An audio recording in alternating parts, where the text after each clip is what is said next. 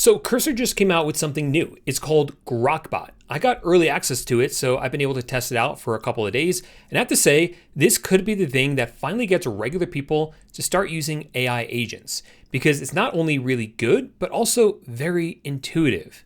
Opening up the desktop app, you'll see that this UI feels very similar to a messenger app like iMessage. Everything you do in GrokBot centers around these bots that you set up.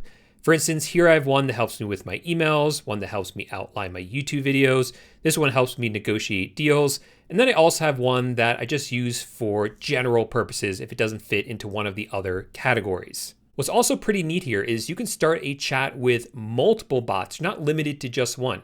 You can see that at the top, for instance, I have a new chat open here. I already have 2 of my bots selected. I can select even more if I wanted to, and then all of these bots will work together on whatever task I give them. Or if you're already in the middle of a chat, you can bring another bot into the conversation just by typing in @ and selecting the bot here. And that will allow that bot to help with that task. So you're basically creating these coworkers that each specialize in a different area. It's a little bit of a shift if you're used to using Claude Cowork or ChatGPT Work, where you sort of think in terms of tasks. Here, you need to start thinking in terms of roles. Okay, but let's back up now and I'll show you how to set up GrokBot and all the things that you can do with the bots. To get started, download GrokBot using the link in the description down below. That will be the desktop app. There's also an app for the iPhone as well, which I'll show you in a couple minutes. Once you download it, over here on the left, you're not gonna have as many bots that I have. So to set up your first one, you wanna click on the plus icon right here where it says new chat. And then here inside this chat, you can either select a bot that you've already created or click right here where it says create new bot. Now you can do this fully by having the AI set it up for you, because all you have to do is just talk to the bot and it will set itself up. So here, for instance, it's asking me, what do I want to use the bot for? What do I want it to be around for? And then I'm just gonna describe down here what I'm looking for. So I'm gonna tell it, hey, I need your help with planning out a vacation. I wanna put together a couple of different itineraries to different locations. And then I want you to find me the best deal and monitor, maybe for a couple of weeks. Hopefully the prices can come down for hotels or airlines. Basically, I want the best deal possible on an awesome vacation. So what I'm doing here is I'm brain dumping what it is I'm looking for, and then I'm just sending that along. And what I've noticed that GrokBot is really good at is just figuring things out on its own. I'm not telling it how to check for deals and what websites to use or even where I want to go. It's going to follow up with questions and then it's just going to figure it out. So here it's saying, where are you leaning? A couple of places or vibes like Europe. And I'll start sketching itineraries from there. So I'll say Europe. Now I'll select a few of these. I think Italy sounds good, but I'll actually tell in the chat, I'll say Italy, Greece, UK, all of those sound good. And then looking for around Thanksgiving. So literally all I'm doing here is answering the questions that it's giving me, and that's it. Okay, so the bot has put together a plan based on all of the answers that I gave it, and now it's starting to look for some ballpark fares to all the locations that I was interested in. While that's happening, I want to point out to you something up here at the top. Up here at the top, we have the name of the bot, which right now is just new bot. If I click on this, this opens up a panel on the right where I can rename it, give it a title, and give it a description. You can either do that manually, or you can just tell the bot in the chat to update all of that. So I'll just tell it something like, give yourself a clever name and write a description for yourself and title, because you're gonna help me with travel in the future as well.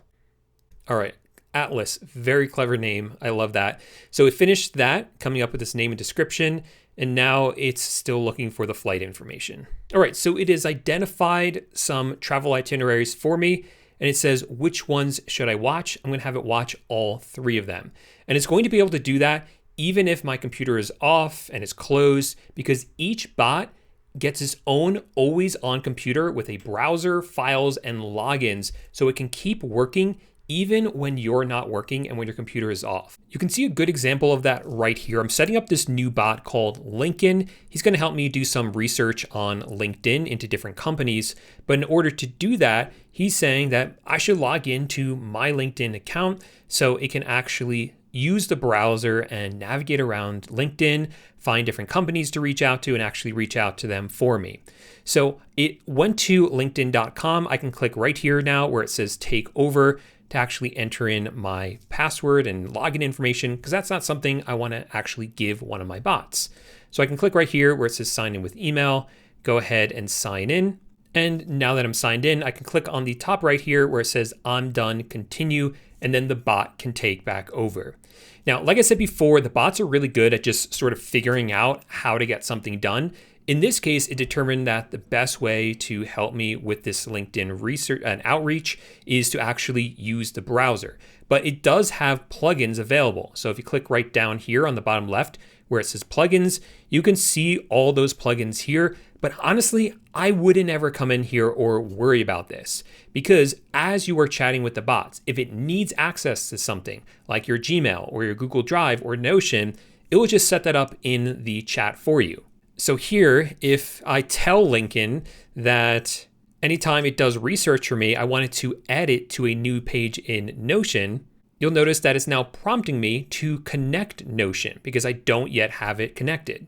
And it's using the plugin for that. It's not using the browser because it knows that that's the most efficient way of doing it is through the plugin.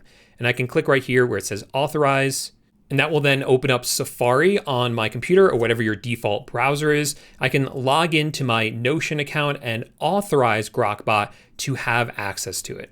Now, I showed you before how sometimes a bot will ask you to take over its computer if you need to do something like log in. But at any time, you can see exactly what the bot is doing on its computer. And you can do that by clicking on the top right here on this computer icon. And right here is the bot's screen. You can click on this and you can see what is happening on their computer.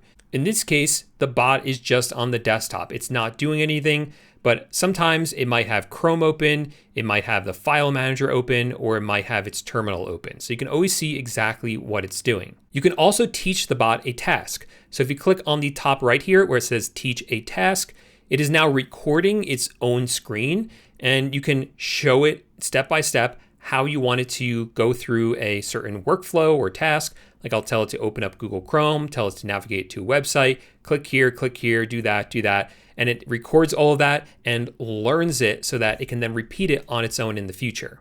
So once you're done, you just click on stop, and then all of that is automatically being loaded into it as a skill for itself. And then anything a bot does for you can be done on a schedule. So in the case of Atlas, which was the bot that we had set up to help me find a very good deal on a flight, I just described to it, hey, I want you to keep an eye on all the airlines and different hotels and find me a good deal. And so you see over here on the right, underneath routines, it set that up to run on a schedule. You can always press on this plus icon to create a new routine by hand, like manually doing it. I wouldn't recommend that though. Literally just describe in the chat what routine you want set up, and then it will do it. You click on the computer icon on the top right, and underneath the bot screen, you'll see all of the routines that bot is running. But honestly, I don't see myself using Grok Bot all that much. And by that, I mean the Grok Bot desktop app, because everything you can do with Grok Bot, you can do from your phone with the app. And I think this is a much better way to use it. So here inside my phone, you can see I'm here inside Grok Bot, and you can see all the same chats that are available on the desktop app. And I can click on the top right here and create a new bot or create a new group chat with multiple bots. Opening up any of the chats, it shows you everything that we see on the desktop, and you can even see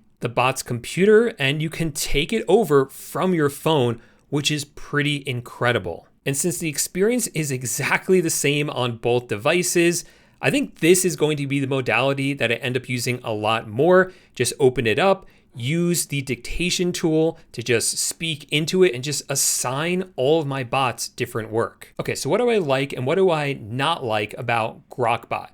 I've already said this like 4 or 5 times, so I probably sound like a broken record, but it is true. Grok Bot just figures things out. You give it a task and it will accomplish it. It is not lazy at all, like you see with other models and other tools where it will work and kind of give up and just say like, oh, I wasn't able to do it. No, Grok Bot will fight and it really wants to accomplish whatever task that you give it.